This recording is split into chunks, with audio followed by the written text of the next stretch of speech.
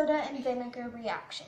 So first, well, what you'll need is baking soda, vinegar, a cup, and food dye. And I would advise using a baking sheet so it doesn't make a big mess all over the place. Vinegar is an acid. Baking soda is a base. If you mix them together, they make a neutralization reaction.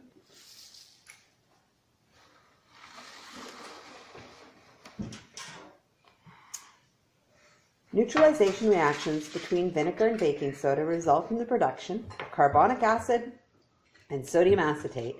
Carbonic acid then goes through another reaction called a decomposition reaction.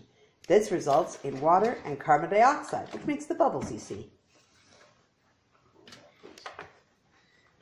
So,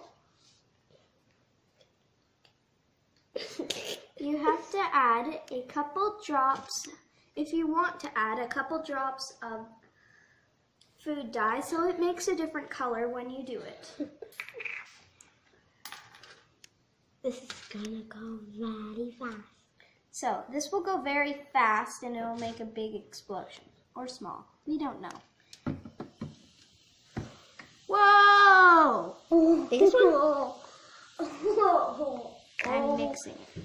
Oh my God. There's still more at the bottom, Hazel. Oh my God. Dude! Hey. That was a big reaction. Now we have I dyed my fingers! God. I'm not touching that.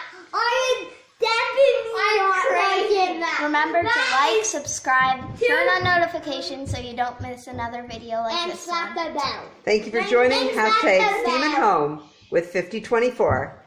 Catch us next time on Monday, Wednesday, and Friday. Don't forget to subscribe to our channel and follow us on our platform. Bye!